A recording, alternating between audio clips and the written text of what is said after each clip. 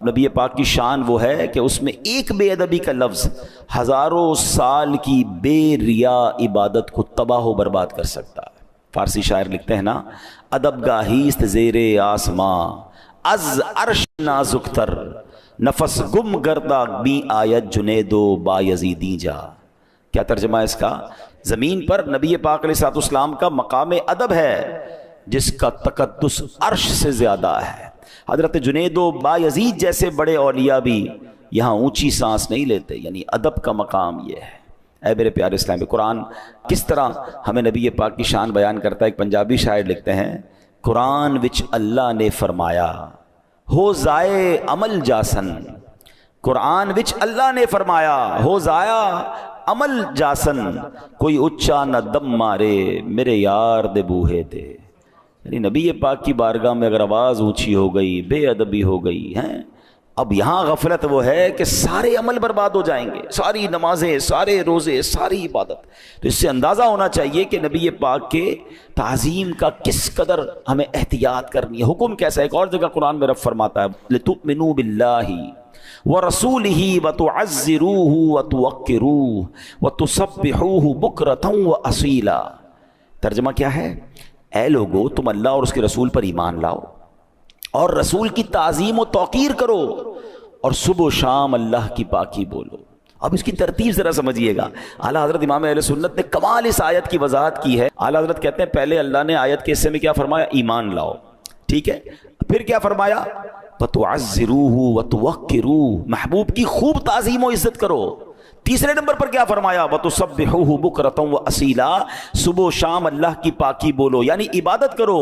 اعلیٰ حضرت کہتے ہیں ذرا ترتیب تو دیکھو نا، پہلے ایمان لانے کا کہا ہے، عبادت کا معاملہ تیسرے نمبر پر ہے، درمیان میں کیا فرمایا؟ میرے محبوب کی تعظیم کرنی ہے، توقیر کرنی ہے۔ تو پتہ چلا کہ نجات کا دار و مدار جو ہے وہ تعظیم رسول پر ہے، ایمان بھی ہے، عبادتیں بھی ہیں۔ اگر تعظیم رسول نہیں ہے تو عبادت بھی نہیں ہے، ایمان بھی نہیں ہے۔ یہ بات سمجھنی ہے، اللہ کی سرتاب قدم شان ہے یہ، انسان ہی انسان، وہ انسان ہے یہ۔ قرآن تو ایمان بتاتا ہے انہیں، اور ایمان یہ کہتا ہے میری جان ہے یہ۔ ثابت ہوا کہ جملہ فرائض فروع ہیں، اصل الاصول بندگی اس تاجور کی ہے۔ یہ بات سمجھنی ہے آج ہمیں بیان کے اندر۔ اچھا، اب یہاں پر اس آیت کا بیک گراؤنڈ کیا تھا کہ راعینا نہ کہو، انظر نہ کہو، بڑا ہی یونیک بیک گراؤنڈ ہے اس کا۔ مفسرین نے الگ الگ انداز میں لکھا، اس کا خلاصہ سنتے ہیں کہ جب صحابہ کرام کو نبی پاک علیہ الصلوۃ والسلام بیان فرماتے تھے، واعظ فرماتے تھے، اسلام کی تعلیمات دیتے تھے، تو آپ نے دیکھا ہوگا ہم اسکول کالجز میں بھی بعض اوقات ہمیں بتایا بھی جاتا ہے کہ کوئی بات اگر اسپیکر کی سمجھ نہ آئے تو آپ کہیں کہ حضور پارڈن پلیز، کم اگین، دوبارہ آپ ریپیٹ کر دیے، سر ذرا دوبارہ ریپیٹ کر دیں۔ ہم بھی کہتے ہیں کہ ذرا دو بار سنیں گے تو لکھ لیں گے، نوٹ کر لیں گے۔ تو صحابہ کرام ایک جملہ کہا کرتے تھے، راعنا یا رسول اللہ صلی اللہ علیہ وسلم، یا رسول اللہ ہماری رعایت فرمائیے۔ بظاہر تو یہ بڑا پیارا لفظ ہے، رعایت فرمائیے۔ اچھا، اب نبی پاک علیہ الصلوۃ والسلام کے کلام میں تو کسی قسم کی کمی نہیں تھی، یہ نبی پاک علیہ الصلوۃ والسلام کا کلام وہ نہیں سمجھ پاتے تھے تو وہ اپنی طرف کہتے تھے حضور ہمارے ذہن میں تھوڑی کمزوری رہ گئی، لکھنے میں رہ گیا، سمجھنے میں رہ گیا، آپ کا کلام کمپلیٹ ہے، تھوڑی ہماری رعایت فرما دیں اور دوبارہ سمجھا دیں۔ اب کتنے ادب والی بات تھی، مگر یہودی جو تھے وہ صحابہ کرام علیہ رضوان کی اس زبان کو توڑ مروڑ کر کھینچ کر بولتے تھے۔ قرآن کہتا ہے نا وَرَاعِنَا لَيَّمْ بِأَلْسِنَتِهِمْ، اور رائنا کہتے ہیں زبانیں مروڑ کر، یعنی اس کا کوئی اور پروناؤنسیشن، اس کا کوئی اور انداز۔ لفظ راہینا تو وہ بھی کہتے تھے مگر وہ اس کا پروناؤنسیشن چینج کر دیتے تھے، وہ کیا کہتے تھے؟ راعینا، یا لگا دیتے اور لمبا کر دیتے اس کو۔ تو راعی کا مطلب ہماری رعایت کیجئے، اور اگر راعی بنا دے کوئی تو اس کا مطلب بنتا ہے چرواہا، یعنی معاذ اللہ وہ بے ادبی کی نیت سے۔ اچھا، ہوتا یہ تھا کہ ایسا تو نہیں، اب تو ماشاءاللہ مسلمان ہی مسلمان ہیں، ہمارے علاقے میں مسلمان ہی رہتے ہیں، مگر اس زمانے میں کیا ہوتا تھا کہ نبی پاک جب صحابہ کو بیان کرتے تو یہودی بھی آ کے بیٹھ جاتے تھے، اور جب وہ صحابہ کہتے راعینا یا رسول اللہ تو وہ معاذ اللہ اس جملے کو بڑا کر کے غلط نیت سے کہتے تھے۔ اللہ اکبر. اب جب یہودی بدبخت وہ جملہ کہتے تو قرآن نے کیا حکم فرمایا؟ یا ایھا الذین آمنوا لا تقولوا راعنا. ایک صحابی آئے نبی پاک کی بارگاہ میں، کہتے ہیں ان کا دل بڑا افسردہ تھا، کہتے ہیں حضور یہ بدبخت جو ہے وہ یہودی بھی یہ جملہ کہہ کر آپ کی بیعت بھی کرتے ہیں. اچھا وہ ان یہودیوں کی زبان سمجھ گئے، انہوں نے کہا کہ اگر تم نے اب نبی پاک کے بارے میں جملہ کہا میں سر قلم کر دوں گا. تو یہودی کہتے ہیں ہم ہمیں کیوں کہہ رہے ہیں، مسلمان بھی تو کہتے ہیں. یعنی انہوں نے اس کے پیچھے چھپ کر معاذ اللہ وہ بدبختی کرنا چاہی. تو وہ صحابی افسردہ ہو کر نبی پاک کی بارگاہ میں آئے. اور اللہ اکبر، رب کو کب یہ گوارا ہے کہ جناب نبی پاک کی بارگاہ میں کوئی ایسا لفظ بھی بولا جائے جس کا کوئی غلط استعمال کر سکتا ہے. قرآن میں حکم آتا ہے، ایمان والوں سے کیا کہا جا رہا ہے؟ یا ایھا الذین آمنوا لا تقولوا راعنا. ایمان والو راعنا نہ کہو. اللہ اکبر. اب قرآن نے اس کا آلٹرنیٹ بھی دیا. کمال تو دیکھیں کہ میرے محبوب کی بارگاہ میں یہ لفظ نہیں کہنا. اچھا کیا کہنا ہے وہ بھی قرآن بتا رہا ہے. فرمایا وقولوا انظرنا، اور یوں عرض کرو کہ حضور ہم پر نظر رکھیں ہیں، حضور نظر رکھیں. اللہ اکبر. اور اب واسمعوا، اب آگے سنیں، ادب کا لحاظ دیکھیں اور کیا خوبصورت طریقہ ہے قرآن کا. اور پہلے ہی بغور سنو نا، ہے نبی پاک کے دربار میں ہو تو غور سے سن لو. بار بار کیوں ریپیٹ کروانا ہے؟ میرے محبوب کو پھر تکلیف کیوں دینی ہے؟ پہلے ہی غور سے سن لو. اور اگر ضرورت پڑے تو رائنا نہیں کہنا، کہنا انظرنا، حضور نظر فرمائیے. اللہ اکبر. اب محبوب کو کلام اپنا دہرانے کی زحمت نہ ہو، یہ بھی قرآن بتا رہا ہے. صحابہ کو دربار مصطفیٰ کے آداب بیان کیا جا رہے ہیں. اور لیکن اگلی آیت کا جو حصہ ہے اس میں بھی سبق ہے. اللہ فرماتا ہے وَلِلْكَافِرِينَ عَذَابٌ أَلِيمٌ، اور کافروں کے لیے دردناک عذاب ہے. یعنی تم اس لفظ کو چھوڑ دو، باقی رہے وہ بدبخت گستاخ غیر مسلم، ان کے لیے دردناک عذاب ہے. اللہ اکبر. اب ذرا غور کیجئے میرے پیارے اسلامی بھائیوں، اس بات پر غور فرمائیے جو یہ کہا نا یا ایھا الذین آمنوا، اے ایمان والو. اس ایمان والوں میں کیا صرف صحابہ کرام مراد ہے؟ ہم اس کتاب میں شامل نہیں؟ بالکل ہیں. جیسے صحابہ کرام لفظ راعنا استعمال نہیں کر سکتے، آج ہم بھی نہیں کر سکتے. معلوم ہوا کہ یہ آیت کریمہ قیامت تک آنے والے اہل ایمان کے لیے ہے. اور قربان جائیے، اس آیت کریمہ میں حکم کیا دیا گیا؟ وَقُولُ انظُرْنَا، اور یوں عرض کرو حضور ہم پر نظر رکھیں. تو سبحان اللہ، ہمیں محبوب پاک کی بارگاہ میں عرض کرنے کا سلیقہ بھی قرآن نے سکھا دیا. اب سبحان اللہ وہ وظیفے کی طرف نظر دوڑائیں کہ جو ہم پڑھتے ہیں یا رسول اللہ انظر حالنا، یا حبیب اللہ اسمع قولنا، اننی فی بحر ہم مغرق خذ یدی ساحل لنا اشقالنا. ارے یہ تو قرآن حکم دے رہا ہے کہ محبوب کی بارگاہ میں جب بات کرنی ہے تو انظر نہ کہو. اور اس کا ترجمہ کتنا پیارا ہے، اے اللہ پاک کے محبوب ہمارے حالات پر نظر فرمائیے. اے محبوب خدا علیہ الصلوۃ والسلام ہماری عرض سنیے. میں پریشانیوں کے سمندر میں غرق ہوں، میرا گناہوں سے لتھڑا ہاتھ تھام لیجئے اور ہماری مشکلات آسان فرما دیجئے. سبحان اللہ. تو یہ بات ہمیں سمجھ آ رہی ہے کہ نبی پاک کی بارگاہ میں کتنا ادب ریکوائرڈ ہے. اور پھر مسلمانوں کا یہ برسوں سے طریقہ بھی ہے. ایک بڑا ایمان افروز واقعہ کتابوں میں لکھا حضرت علی بن مصطفیٰ عسقلانی رحمت اللہ تعالیٰ علیہ. اچھا ان کے بارے میں آتا ہے کہ کہتے ہیں ایک بار ہم سمندر میں جا رہے تھے، بحری جہاز میں سفر کر رہے تھے، زبردست طوفان آ گیا. اتنا سخت طوفان تھا کہ ہمیں غرق ہونے کا بہت خطرہ ہو گیا. اب جب بحری جہاز کا اصول یہ کہ جب جہاز ڈوبنے لگتا ہے نا تو پھر اس کا بوجھ اتارا جاتا ہے تاکہ کسی طرح جہاز کا وزن ہلکا ہو جائے. تو لوگوں نے کیا کیا کہ جہاز ہچکولے لے رہا تھا، اپنا سامان اٹھا کر وہ سمندر میں پھینک رہے تھے. جہاز پھر بھی نہ رکے، سارا سامان بھی پھینک دیا مگر جہاز کے ہچکولے ہی ختم نہ ہوں. اب ایک ہی آس تھی. تو کہتے ہیں ہم سب نے مل کر سرکار دو عالم علیہ الصلوۃ والسلام کی بارگاہ میں استغاثہ پیش کرنا شروع کر دیا، حضور کو پکارنا شروع کر دیا. وہ اعلیٰ حضرت لکھتے ہیں نا البحر علا والموج طغا من بے کس و طوفاں ہوش ربا، مجدار میں ہوں بگڑی ہے ہوا موری نیا پار لگا جانا.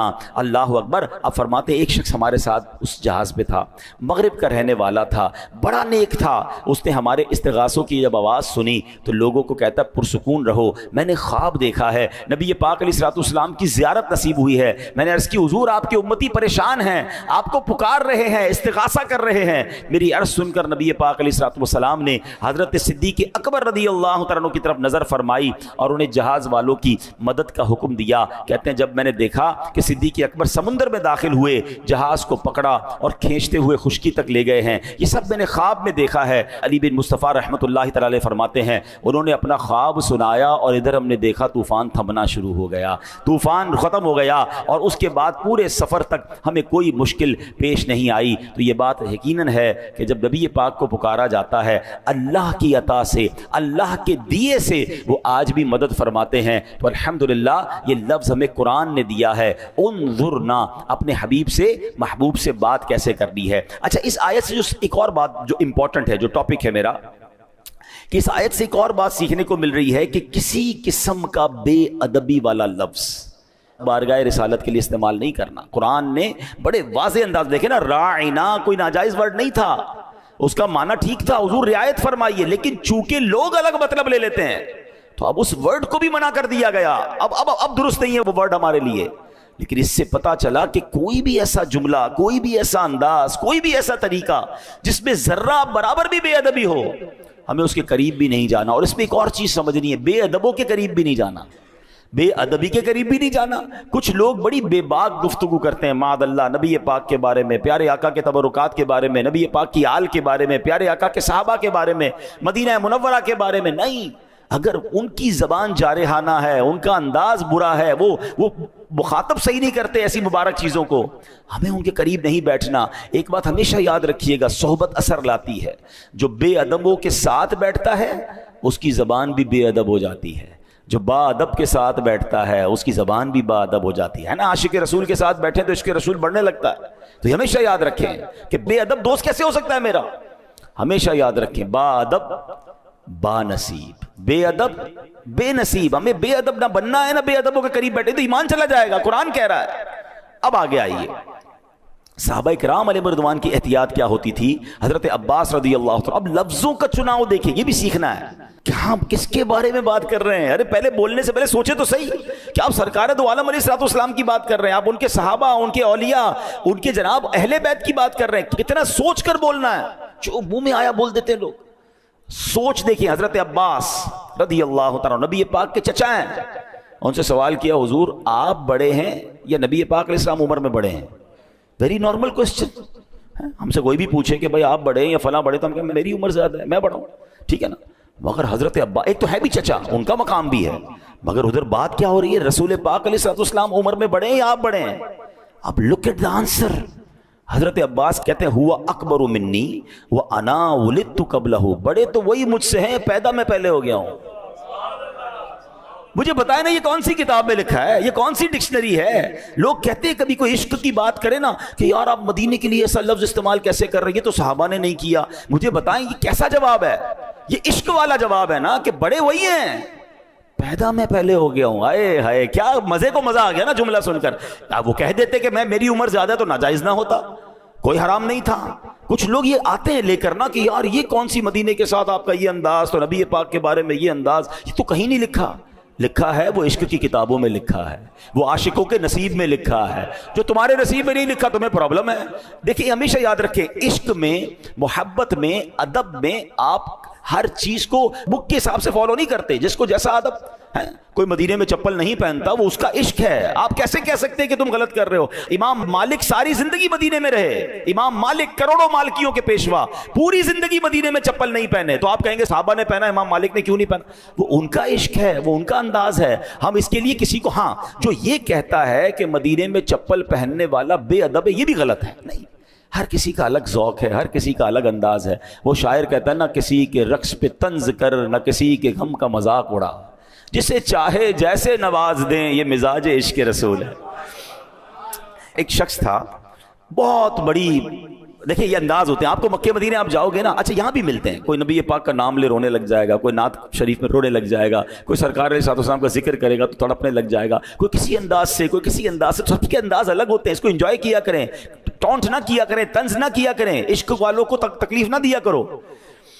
ایک بادشاہ تھا اور بہت امیر تھا، ظاہر بادشاہ تو بڑا ہی ہوتا ہے۔ وہ ایک بار نبی پاک کی بارگاہ میں گیا تو پھٹے پرانے اور پیون لگے کپڑے پہن کر، کسی نے کہا تم مدینے آئے ہو، یہ کیسے لباس پہنا ہے؟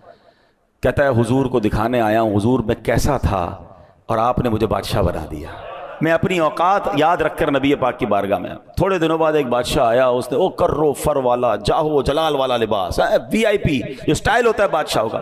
اب ہم جیسا کوئی آدمی ہو کہ یار تمہیں تو بادشاہ والا لباس پہن کے آنا ہی نہیں چاہیے تھا, تمہیں پتہ نہیں ادب کیا ہے. پوچھا کیوں آئے ہو؟ کہتا حضور کو دکھانے آیا ہوں کیا کیا عطا فرما دیا ہے. دونوں ٹھیک ہے نا, بات آ رہی ہے سمجھ. انما الاعمال بالنیات, کوئی رو رہا ہے وہ ٹھیک کر رہا ہے, کوئی مسکرا رہا ہے مدینے جاتے وہ بھی ٹھیک ہے, اس کو خوشی ہو رہی ہے. ہم کون ہوتے کسی کے دل کو جج کرنے والے؟ ادب کرنا بے ادبی کا جسٹیفیکیشن نہیں ہے. ہاں ادب والوں کو ان کا اپنا اپنا انداز ہے. تو حضرت عباس کا یہ جملہ جو ہے نا, یہ رہتی دنیا کے لیے ایک لرننگ ہے. بڑے تو میرے آقا ہی ہیں, پیدا میں پہلے ہو گیا ہوں. یہ جملہ سکھا رہا ہے کہ سرکار دو عالم علیہ الصلوۃ والسلام کی بارگاہ میں, مکہ مدینے کے بارے میں, ان کی آل کے, ان سے نسبت رکھنے والی ہر چیز کے بارے میں جب بھی کلام کرنا ہوگا تو 100 بار سوچ کر کے کہاں بات کی, کیونکہ یہ وہ جگہ ہے جہاں ذرا سی بے ادبی اعمال برباد کر دے گی. اللہ اکبر. اسی طرح میرے پیارے اسلامی بھائیوں, اب نبی پاک علیہ السلام سے صحابہ پتہ ہے کیسے بات سٹارٹ کرتے تھے؟ What is the way to start talking? Start کیسے ہوتی تھی پتہ ہے؟ فدا کا امی و ابی یا رسول اللہ, حضور ہمارے ماں باپ آپ پر قربان. بات شروع کرنے سے پہلے یہ انداز تھا صحابہ کرام کا کہ حضور ہمارے ماں باپ آپ پر, پھر بات آگے سٹارٹ ہوتی تھی. چلے میں لگے ہاتھوں ایک مشورہ بھی دے دیتا ہوں, اللہ مجھے اخلاص عطا فرمائے. اب کبھی مدینے جائیں نا, اللہ بار بار آپ کو مکہ مدینے کی حاضری عطا فرمائے. ظاہر ہے جب جاتے ہیں تو بارگاہ رسالت میں سلام بھی کرتے ہیں, کچھ باتیں بھی بتاتے ہیں, کچھ دل کے حالات بھی بتاتے ہیں, کچھ عرضی بھی کرتے ہیں نا. مدینے جائیں تو نبی پاک سے عرض کرنے سے پہلے یہ کہا کریں فدا کا امی و ابی یا رسول اللہ, حضور میرے ماں باپ آپ پر قربان. پھر بات شروع کیا کریں. آئے ہائے, اور حضور سے یہ کہا کریں حضور میں تو نکمہ ہوں, آپ کے صحابہ کا انداز اپنا رہا ہوں, یہی مدینہ تھا, یہی صحابہ تھے, آپ سے بات شروع کرنے سے پہلے ایسے ہی کہا کرتے تھے. میں نکمہ آیا تو بڑے دور سے ہوں, دنیا میں بھی 1400 سال بعد آیا ہوں, آپ کا زمانہ نہیں دیکھا حضور, مگر آپ کے پیاروں کا انداز اختیار کر کے آپ سے عرض کر رہا ہوں فدا کا امی و ابی یا رسول اللہ. کیا معلوم ہماری طرف توجہ اٹھ جائے, ہمارا بیڑا پار ہو جائے گا. تو یہ بڑے کرم کے ہیں فیصلے, یہ بڑے نصیب کی بات ہے. ابھی بھی ہو سکتا ہے کچھ لوگوں کو یہ باتیں نہ سمجھ آ رہی ہوں کہ پتہ نہیں یہ کیا جناب دین کو مشکل بنا دیا ہے. ارے مجھے بتاؤ صحابہ کی بات مانوں یا تمہاری بات مانوں؟ جن صحابہ نے میرے آقا کے ساتھ وقت گزارا ہے میں ان کا انداز دیکھوں یا میں آپ لوگوں کی باتیں سنوں؟ آپ کو اچھا نہیں لگتا, یہ آپ کا پرابلم ہے, ہم عشق کے بندے ہیں, کیوں بات بڑھائی ہے. ہاں جب نبی پاک سے محبت کی ہے تو کی ہے, زمانے کو برا لگتا ہے تو لگ جائے. فدا کا امی و ابی یا رسول اللہ, ہمارے ماں باپ رسول پاک پر قربان. اللہ ہمیں سچا عاشق رسول بنا دے. اللہ نبی پاک کی یاد میں رونا عطا فرمائے, پیارے آقا کے عشق میں تڑپنا عطا فرمائے. میرا قرآن مجھے سکھا رہا ہے. ابھی تو آگے سنو نا, اللہ کریم قرآن مجید فرقان حمید میں کیا ارشاد فرماتا ہے کہ پیارے آقا علیہ الصلوۃ والسلام سے بات کیسے کرنی ہے. لا تجعلوا دعاء الرسول بینکم کدعاء بعضکم بعضا, اے لوگو رسول کے پکارنے کو آپس میں ایسا نہ بنا لو جیسے تم سے کوئی دوسرے کو پکارتا ہے. آج جس طرح ہم آپس میں بات کرتے ہیں ایسے رسول پاک سے بات نہیں کر سکتے. سبحان اللہ. اب یہاں ایک اور شرعی مسئلہ بھی سن لیں. نبی پاک علیہ السلام کا نام محمد صلی اللہ علیہ وسلم بار بار لیجئے, دل میں سکون اور قرار پیدا ہوتا ہے, اس میں کوئی حرج نہیں. مگر یا محمد کہنا علماء کہتے ہیں یہ ناجائز ہے, کیونکہ یہاں ندا ہے. اللہ کے حبیب کو آپ ڈائریکٹ نام لے کے کیسے پکار سکتے ہیں؟ ارے میری آپ کی کیا اوقات ہے. اللہ نے قرآن میں کئی جگہوں پر نبیوں کے نام لیے, کہیں اللہ کریم نے یا آدم یا نوح یا ابراہیم یا موسیٰ یا عیسیٰ کہہ کر بات کی ہے. مگر قرآن شروع کیجئے الحمد شریف سے لے کر والناس تک, ایک جگہ بھی آپ یا محمد نہیں دیکھیں گے. اللہ نے جب اپنے حبیب سے بات کی ہے تو کیسے پکارا ہے؟ یا ایھا المدثر, یا ایھا المزمل. کبھی طٰہٰ کہا ہے, کبھی یاسین کہا ہے. ارے جب رب اپنے حبیب کو کس پیارے انداز میں پکار رہا ہے تو پھر میں اور آپ کون ہوتے ہیں؟ یا رسول اللہ کہیے, یا حبیب اللہ کہیے, یا نور اللہ کہیے, رحمت للعالمین کہہ کے پکاریے. میری اور آپ کی اوقات ہے. دیکھیں یہ بات ان لوگوں کو سمجھ آئے گی جن کے گھروں میں یہ تعظیم دی جاتی ہے کہ والد کا نام نہیں لینا ہے. ابو کا نام لیتے, باپ نام لے کے پکارتے ہیں. اب بتاتے ضرور ہیں آپ کے ابو کا نام کیا ہے, میں بتاتا ہوں یعقوب ہے, لیکن ابو سامنے ہو تو کیا اے یعقوب کہہ کے بات کروں گا؟ نہیں, ابو جی, سمپل. جب اپنے والد جو باادب خاندان ہے, اب تو معاذ اللہ چل پڑا, لیکن جو آج بھی خاندانی لوگ ہیں, نہ بیوی اپنے شوہر کو نام لے کے پکارتی ہے, نہ بیٹا بچے اپنے باپ کا نام لے کر پکارتے ہیں. یہی ادب سکھایا گیا. تو جس پر ماں باپ قربان ہیں، جس پر میرا سب کچھ قربان ہے، میں ان کو نام لے کر کیسے پکار سکتا ہوں؟ قرآن کی تعلیم یہ ہے۔ اب دیکھیں ادب کا مقام کیا ہے۔ قرآن کہتا ہے ایسے مت پکارو جیسے تم آپس میں ایک دوسرے کو پکارتے ہو۔ اچھا یہاں ایک اور بات سمجھنے والی ہے، آداب کس کے بیان ہو رہے ہیں؟ نبی پاک علیہ السلام کے، اور بیان کون کر رہا ہے؟ رب فرما رہا ہے۔ آپ مقام دیکھیں، مجھ سے بات کیسے کرنی ہے، مجھ سے ملنا کیسے ہے، منسٹر سے کیسے ملنا ہے، صدر سے کیسے ملنا ہے، وہ یا اس کے سیکرٹری بیان کرتے ہیں کہ جناب ہمارے دفتر کا ڈریس کوڈ یہ ہے، ہمارے دفتر کا انداز یہ ہے، آپ کو آنے جانے کے لیے یہ ٹائم ٹیبل ملے گا، آپ نے اتنی دیر کی میٹنگ کرنی ہے۔ کون بیان کرتا ہے؟ یا وہ صدر بیان کرے گا یا اس کے ماتحت بیان کریں گے۔ میرے آقا کی شان دیکھو کہ دربار رسالت کے آداب قرآن میں رب بیان فرما رہا ہے۔ میرے محبوب سے بات کیسے کرنی ہے، میرے محبوب کو پکارنا کیسے ہے، اللہ اکبر۔ بلکہ ایک اور جگہ فرمایا بات کرتے وقت آواز بھی اونچی نہیں کرنی ہے۔ کتنے آداب! اللہ کہتا ہے ایمان والو اپنی آوازیں نبی کی آواز پر اونچی نہ کرو، اور ان کے حضور زیادہ بلند آواز سے کوئی بات نہ کرو۔ آگے کیا فرمایا؟ تمہارے اعمال اکارت ہو جائیں گے، تمہیں پتہ بھی نہیں چلے گا۔ قرآن پاک کی اگلے آیت کے حصے کا جو مفہوم ہے، اس سے پتہ کیا چل رہا ہے؟ اب نبی پاک کے زمانے میں بھی، اور علماء کہتے ہیں یہ آج کے لیے بھی درس ہے۔ اور صحابہ کرام نے جب یہ آیت سنی نا تو حضرت ابو بکر صدیق عرض کرتے ہیں یا رسول اللہ، اللہ کی قسم آئندہ میں آپ سے سرگوشی کی زبان میں بات کیا کروں گا۔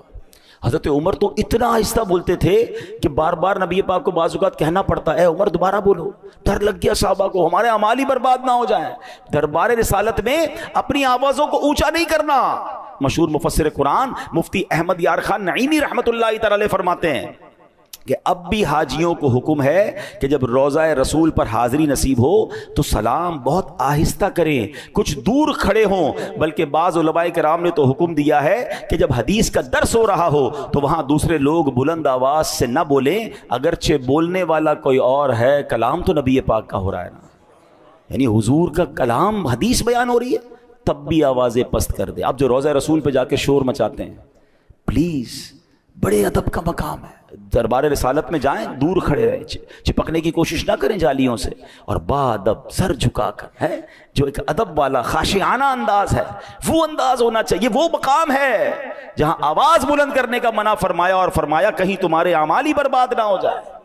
اس سے اندازہ ہو رہا ہے کہ ادب کیا ہے میرے آقا علیہ الصلوۃ والسلام کا۔ اللہ کرے کہ ان قرآنی آیات کے ذریعے جو ہمیں سیکھنے کو مل رہا ہے۔ اچھا پھر ادب کی ضرورت نبی پاک علیہ الصلوۃ والسلام کے ساتھ تو ہمیں بالکل ادب کرنا ہے، بے انتہا کرنا ہے، مگر جس چیز سے نبی پاک کو نسبت ہو جائے، پیارے آقا کی وہ آل ہو، نبی پاک کا شہر ہو، ہیں میرے آقا کی گلیاں ہوں، میرے آقا علیہ الصلوۃ والسلام کے تبرکات ہوں، میرے آقا کے صحابہ ہوں، نبی پاک کی حدیث ہو، جس چیز کو پیارے آقا علیہ الصلوۃ والسلام سے نسبت ہو گئی، اب ذرہ برابر بھی، یعنی معاذ اللہ، علماء فرماتے ہیں اگر آج کوئی نبی پاک کے منہ مبارک کی بے ادبی کر لے وہ بھی اسلام سے خارج ہو جائے گا۔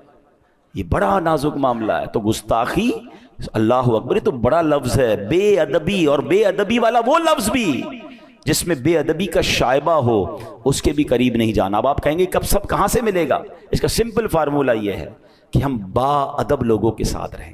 پہلے چیک کر لیں کہ علماء کرام میں، مفتیان کرام میں، بیان کرنے والوں میں وہ کون لوگ ہیں کہ جب نبی پاک کا نام لیتے ہیں تو ادب سے سر جھکتا۔ آپ نے امیر اہل سنت کو دیکھا ہے؟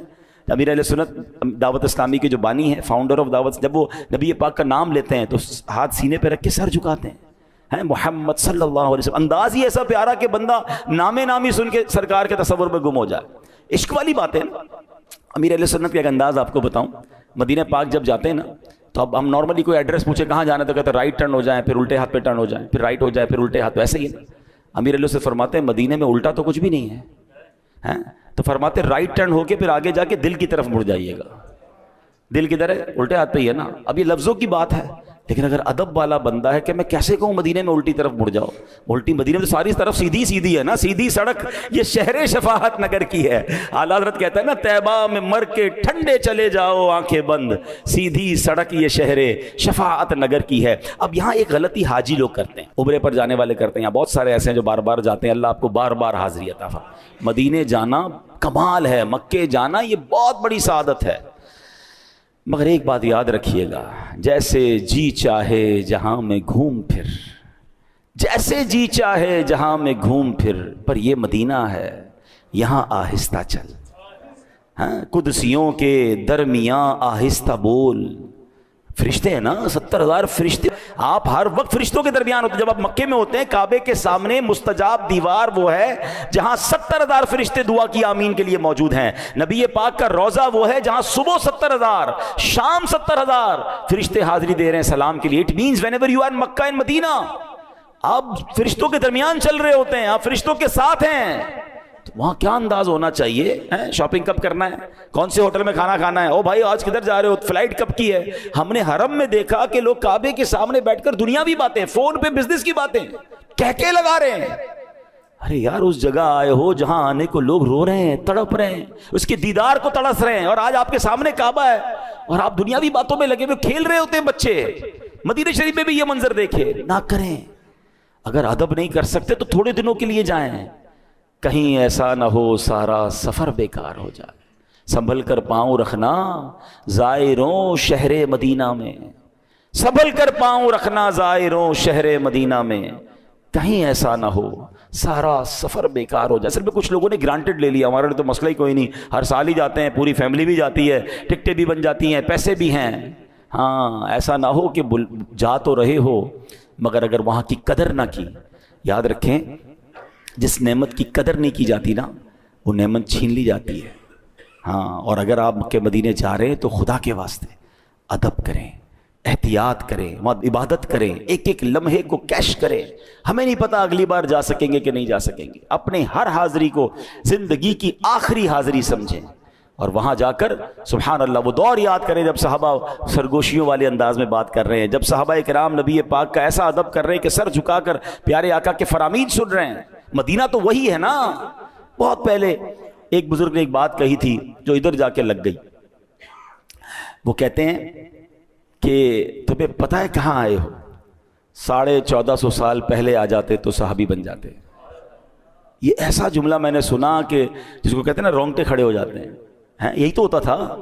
1450 سال پہلے لوگ آتے تھے، ایمان قبول کر لیتے تھے، یا ایمان والے ہی ہوتے تھے اور نبی پاک کا دیدار کرتے تھے، صحبت اٹھاتے تھے، ایمان پر خاتمہ ہوتا. صحابی کا مرتبہ، صحابی کا مرتبہ کیا ہے؟ دنیا کا کوئی ولی، کوئی کتب، کوئی ابدال کسی صحابی کے مرتبے کو نہیں پہنچ سکتا. اور صحابہ کو یہ شرف کیوں ملا؟ عبادت سے نہیں. ہاں یاد رکھیے گا ایک ہی وجہ ہے کہ دیدار مصطفیٰ کیا تھا، یا جلوہ مصطفیٰ یا نبی پاک کی صحبت اٹھائی. تو مدینے جا رہے ہو نا، یہ وہی مدینہ ہے جہاں 1450 سال پہلے کوئی آتا تھا تو صحابی بن جاتا تھا. مدینہ تو وہی ہے نا. آقا تو موجود ہیں، ٹھیک ہے ہم صحابی نہیں ہیں، بن بھی نہیں سکتے، مگر ان کی نگاہ عنایت تو لے سکتے ہیں. کس قدر مقدس جگہ ہے. تو جو حاجی اور عمرے پہ جانے والے غلطی کرتے ہیں بالخصوص وہ میں بیان کر دوں کہ اب جب وہاں جاتے ہیں نا، کیونکہ نارملی سفر ہوتا ہے، ایک بات یاد رکھیں، سفر کو عذاب کا ٹکڑا کہا گیا. سفر میں آپ 5 اسٹار 7 اسٹار ہوٹل بھی لے لیں تو نہ گھر جیسا کھانا ملے گا، نہ گھر جیسا آرام ملے گا، نہ گھر جیسی نیند ملے گی. اچھا وہاں رش بھی ہوتا ہے، گرمی بھی بعض اوقات ہوتی ہے، تھک بھی جاتے ہیں آپ، چڑچڑے بھی ہو جاتے ہیں، مگر وہاں کیا کہتے ہیں؟ یار مزہ نہیں آ رہا، کھانا اچھا نہیں ہے، یار رش بہت ہے، دل نہیں لگ رہا، یار یہاں کا نظام ٹھیک نہیں ہے. ایک بات بتاؤ، آپ کے گھر میں کوئی آئے اور آپ کی دعوت میں آ کر کہے یار کھانا اچھا نہیں ہے، آپ کے گھر میں مزہ نہیں آیا، آپ کے گھر میں ریسٹ میرا نہیں ہوا، بیڈ تو بڑا اچھا تھا مگر مجھے میرے گھر جیسی نیند نہیں آئی، سچ بتاؤ وہ مہمان آپ کو اچھا لگے گا؟ بتاؤ نا. اب مدینے جا کر ایسے کہو گے، مکے جا کر ایسے کہو گے، یہ کبھی مت کرنا، اس کی سزا ملتی ہے. ہاں اللہ اور اس کے رسول ناراض ہو گئے نا، ہم مارے جائیں گے. میں آپ کو صحیح بتا رہا ہوں، ہماری اوقات ہے کہ ہم مکے مدینے جائیں. میں تو اپنی ایک امیجنیشن بتاتا ہوں، اللہ کرے آپ کو سمجھ آ جائے کہ بندہ اس تصور سے جائے کہ مجرم گیا ہے، معافی مانگنے گیا ہے، بخشوانے گیا ہے، ہاتھوں میں بیڑیاں ہیں اور کعبے کے سامنے کھڑا ہے کہ اللہ گناہ معاف کر دے. سرکار کی بارگاہ میں اس لیے گیا ہوں کہ حضور شفاعت کیجئے گا. آپ نے فرمایا جس نے میرے روضے کی زیارت کی اس پر میری شفاعت واجب ہو گئی. حضور بھکاری آیا ہے. اب مجھے ایک بات کا جواب دیجئے، کیا قیدی کے نخرے ہوتے ہیں؟ مجرم کے نخرے ہوتے ہیں؟ کبھی جیل میں جا کر وہ کہتا ہے جج صاحب جیل کا کھانا اچھا نہیں اور جناب مجھے سہولتیں نہیں مل رہی؟ وہ تو ایک ہی تمنا ہوتی ہے اس کی جج معاف کر دے، رہائی مل جائے. مکے مدینے جا کر شکوے کریں گے؟ مکے مدینے جا کر کیا معلوم یہ بے ادبی ہمیں مروا دے. راستے رک جاتے ہیں لوگوں کے مکے مدینے جانے کے. اے میرے پیارے اسلامی بھائی، پلیز آج کے بیان میں ایک بات یاد کر لیں، چاہے وہ شہر مصطفیٰ ہو، چاہے وہ شہر ولادت مصطفیٰ مکہ ہو، چاہے وہ نبی پاک کے تبرکات ہوں، چاہے وہ نبی پاک کی آل ہو، چاہے وہ میرے آقا کی حدیثیں ہوں، چاہے وہ نبی پاک علیہ الصلوۃ والسلام کی حیات طیبہ ہو، کسی معاملے میں بات کرنی ہے، اول تو بات ہی نہ کرو اگر بولنا نہیں آتا۔ کچھ لوگ کہتے ہیں مجھے بولنا نہیں آتا، تو نہ کرو نا بات، اور اگر بولنا ہے تو 100 بار سوچ کر بولنا ہے، با ادب بولنا ہے۔ اللہ پاک مجھے اور آپ کو با ادب بنا دے، سچا عاشق رسول بنا دے۔ اور یہ ادب کہاں سے ملے گا؟ یہ ادب والوں کی صحبت میں ملے گا۔ تو عاشقان رسول علماء کو سنیں، عاشقان رسول علماء کی صحبت میں بیٹھیں، ان کے بیانات سنیں، ان کی باتیں سنیں گے تو انشاءاللہ آپ کی زبان پر بھی ادب والے، پیار والے، محبت والے، عشق والے جملے آ جائیں گے۔ اللہ کریم ہمیں سرکار علیہ الصلوۃ والسلام سے والہانہ اور سچی محبت عطا فرمائے۔ اعلیٰ حضرت امام اہل سنت کے شعر پر اپنے بیان کو ختم کرتا ہوں کہ جان ہے عشق مصطفیٰ روز فزوں کرے خدا، جان ہے عشق مصطفیٰ روز فزوں کرے خدا، جس کو ہو درد کا مزہ ناز دوا اٹھائے کیوں۔ اب یہ بات بڑی گہری ہے، ٹائم نہیں ہے، چلے ایک جملے میں اشارہ دے دیتا ہوں، عقل مند اس شعر کی خوبصورتی پکڑ لیں گے کہ درد میں مزہ نہیں ہوتا۔ ہاں، جب مزہ ہو تو درد نہیں ہوتا، درد ہو تو مزہ نہیں ہوتا، ایسا ہی ہے نا۔ مگر اعلیٰ حضرت کہتے ہیں جس کو ہو درد کا مزہ، کیونکہ عشق رسول جب جس کو ہوتا ہے نا، درد اس کو بھی ہوتا ہے۔ ہاں، پیارے آقا کی یاد تڑپاتی ہے، مدینے کی یاد رلاتی ہے، درد ہے، مگر اللہ کی قسم اس درد میں مزہ بڑا ہے۔ یہ ایسا درد ہے کہ جس کی دوا نہیں چاہیے۔ درد ہو تو دوا لیتا ہے نا بندہ، دعا کرو یار یہ درد ختم ہو جائے، دوائی دے دو ڈاکٹر صاحب درد ختم کرو، نہیں، یہ درد بڑھنا چاہیے۔ جس کو ہو درد کا مزہ ناز دوا اٹھائے کیوں۔ اللہ کریم عمل کی توفیق عطا فرمائے۔